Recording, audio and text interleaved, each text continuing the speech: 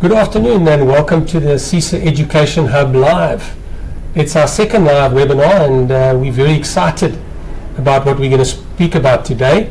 Behind us we have quite a bit of activity because it's our neurological rehabilitation center and our high performance center in the background, so don't worry if you see a bit of movement there. These webinars happen every second Wednesday and we'll have different topics.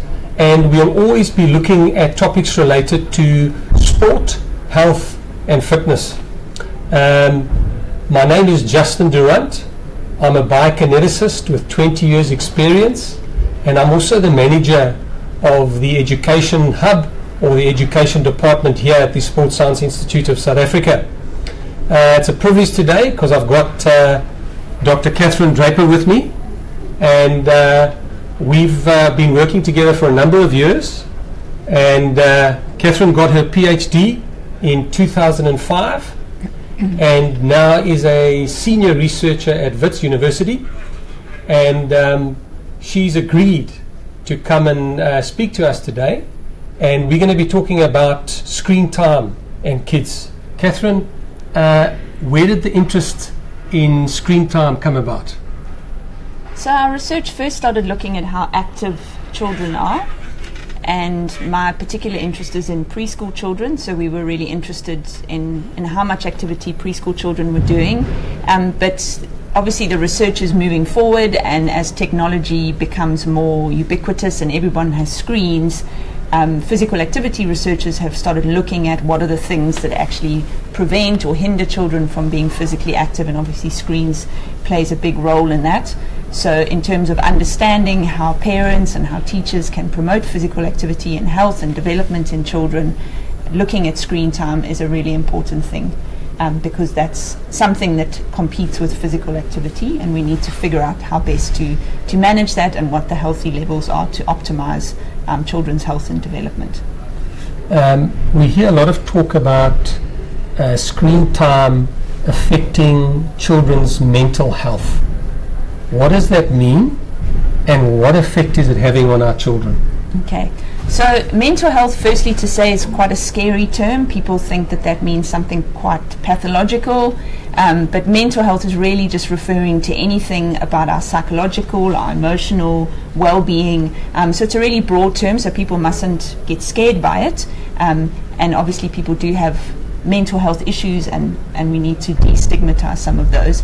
So what the research has found is that the children who have too much screen time, and we can talk about what too much screen time is that they start having some mental health problems, and this can be behavioral problems, problems with conduct. One of the big things is also around being able to pay attention, and that obviously crosses over into their cognitive development and their performance at school. But studies has also found that children who spend too much time on screens have a higher risk for things like anxiety, depression, low self-esteem, and those kind of things as well. So we've got an audience out there, and I know that you've got some guidelines. What are the general guidelines for screen time? Okay, so the guidelines are a moving target because technology is changing all the time. The latest guidelines that most people follow from the American Academy of Pediatrics, and so those recommend that children under the age of 18 months old have no screen time except for video chatting. So that's things like Skype or FaceTime, and that's obviously relevant if family and friends live far away and they want to see what their baby granddaughter looks like, for example. Children between 18 months old and 2 years should only have exposure to quality or good quality apps or content, and it should always be with an adult. So that doesn't include when you're trying to feed your child, putting your phone in their face to distract them. That's not interaction with an adult. So it's really important that the child interacts with the adult while they're doing it, and any interaction with an adult at that particular age is really positive for their cognitive development. So when it comes to screens, it's no different. Then for children 2 to 5 years old, less than 1 hour of screen time a day is recommended, although less is better. And then children 5 years to 18 years old shouldn't have more than 2 hours of recreational screen time per day. and lower levels are more beneficial. And obviously a big issue is that children learn a lot on screens at school, so there's not as much research to figure out how does this all spill over into the home environment. But if your child's spending a lot of time on the screen at school all day, my feeling is parents should be even more concerned about how much time they then spend on screens in the afternoon for their recreational purposes. Okay, so let's say I've got a child, they're 10 years old. They've been at school, they come home. How much screen time should I allow them to have? So not more than 2 hours Not more than 2 hours. recreational screen time. And that includes TV, phone, iPad, that's all screen time? Everything? Yeah. Okay, so not more than 2 hours. I wonder if you're watching, comment and tell us how many hours a day your children have. And if you don't have children, tell us how many hours a day you have. It'll be interesting to see what people are saying out there. Yeah. One of my passions is physical activity. And what has the research shown related to physical activity and screen time? So some of the research has shown that kids who spend more time on screens are less physically active. But increasingly what research is showing is that you get kind of different types of children. So you'll have a child who does plenty of physical activity and meets those guidelines, but then comes home and spends 4 hours a day on a screen. Yes. So the benefits they're getting from the physical activity that they're doing, be that sport or playing outside or whatever, can then actually be in some ways negated by spending too much time on screens. So you get some kids that do a lot of screen time and a lot of physical activity. Obviously some children will do very little physical activity and also spend very little time on screens, or the best combination is kids that do lots of physical activity and very little screen time. So it's within healthy levels, but it doesn't always necessarily mean that if a child's physically active that they're not going to be on screens. So it's important to understand the different kind of combinations of those behaviors in children in order to figure out what's going to help them to maximize their health behaviors. Okay. I'm going to be asking Catherine a few more questions, but I'd like, if you've got a question that's burning and you want to ask it, please ask it on the comment section now, and I'll ask Catherine if she can deal with it. But with related to the amount of physical activity that children are doing, especially when they are in childhood, why is that physical activity so important, and what effect does screen time have on it? So if we just break up the different age groups, so in early childhood, so your 3 to 5 year old child should be getting at least 3 hours of activity every day, and an hour of that activity should be what they call energetic play, so it should be running around, kind of moving quite vigorously. Older children, so school age children, should be getting at least an hour of what we call moderate to vigorous physical activity, so also activity that gets them kind of sweating, breathing hard, and they can do that in small amounts throughout the day and kind of put that together. But the research has shown that regular physical activity and meeting these recommendations has benefits not only for their physical health, so it helps them maintain a healthier weight and can help protect against the risk of diseases like diabetes, heart disease, high blood pressure, all of those kind of things, but also can have a positive impact on what we spoke about earlier about their mental health, can make them feel better about themselves, more positive mental health, reduce risk of things like anxiety and depression. And obviously much of that can be attributed to as well to the social environment in which they're physically active. So if they're having fun, they're socializing with friends rather than sitting on their own staring at a screen, that's going to give them more opportunities to practice some social skills and to be more engaging socially. But then also the research has shown that children who are more physically active tend to have better academic outcomes as well. So there's often this kind of fight between the trade-off between academic learning and physical activity, and if we need more time for academic learning, then we should just take away time from physical education because they can maybe catch that up later. But actually that activity is really important for helping children learn as well.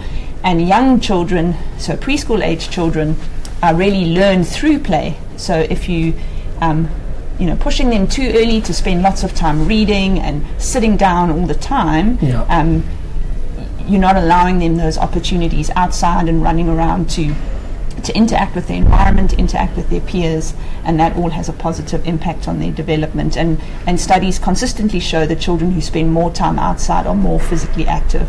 And in South Africa, we're very blessed to have great weather and lots of outdoor space in many communities. So we need to maximize opportunities that children actually get time to spend outside playing. Yeah.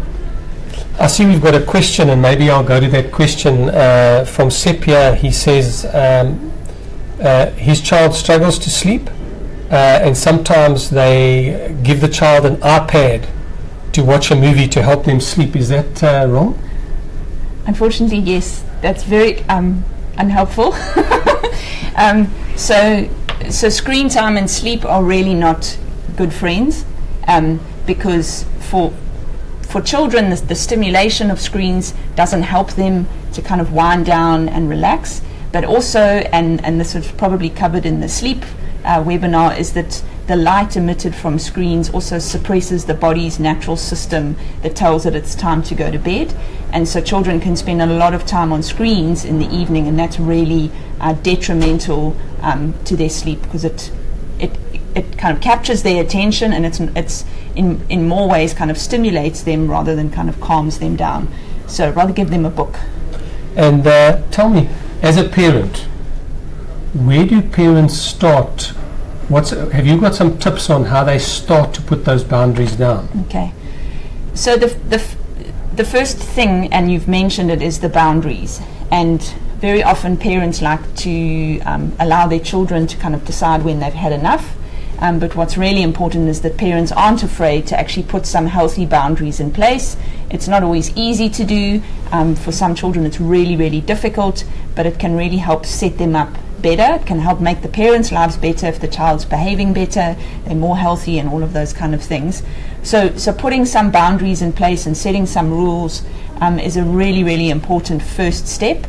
The second thing is that parents need to be good role models themselves. So you can't try and get your child to spend less time on a screen if you permanently glued to your phone and your computer all the time. So they need to also reflect on their own screen time behaviors and think about what are they doing that could be not necessarily helping their child to manage their screen time.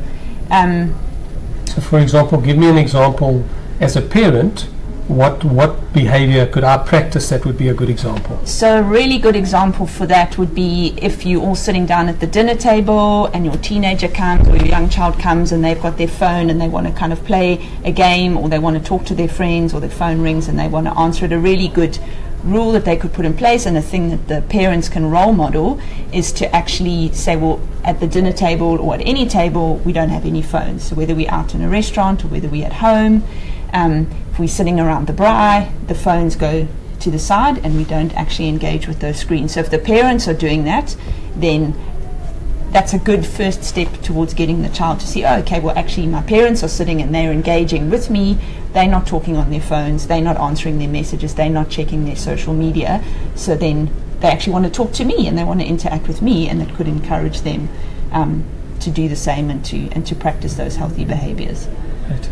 Catherine, you've recently released a short course, an online short course, which covers a whole lot of what we've been speaking about. What are the modules that you cover in that course? Okay, so there's 6 modules. The first is around physical activity, so why it's beneficial, what it is, what's recommended. The second is around fundamental movement skills, which are the skills that children need to be active. The third module puts together a whole lot of practical ideas and suggestions of how those can be promoted, so physical activity and fundamental movement skills. The fourth module is around screen time and sedentary behavior, so how that can be managed in a healthy way. The fifth module is about sleep and how important that is for children, and also what's recommended for them. And then the last module is kind of pulling it all together, but then also looking at some really practical information for health professionals or for teachers or parents to say, well, if my child has certain challenges that they're dealing with around any of these areas, who's the right person for them to see, so we talk about some of the different professions that are involved in child health and development and who's the right person to go to for what. Great. So if people want to get hold of that short course, it's on cisaed.com. So that's the web page, and you can go and have a look. There's a preview of the course. All the modules are listed there, so you can see exactly what that consists of. Catherine, we're going to end, but is there anything you want to say before we go? I see we've got another question here. So this is from Nash. He says, I'm not a parent, but I struggle with my own screen time. Do the same rules apply to parents as children? The recommended amount of time is slightly different. There isn't as specific a recommendation for screen time, partly because adults spend so much time on their screens as part of their work environment as well. But there have been studies to show that the 2 hours is also a good limit for adults as well. And obviously all the practical suggestions around how to minimize your screen time and not, spending too much time on screens before you go to sleep at night, those kind of things apply as well. Catherine, thanks for your time. It's been very informative. I'm certainly going to apply some of these with my own children, so maybe we'll have to chat about that again. Okay. But thank you. Thanks for having me. Great.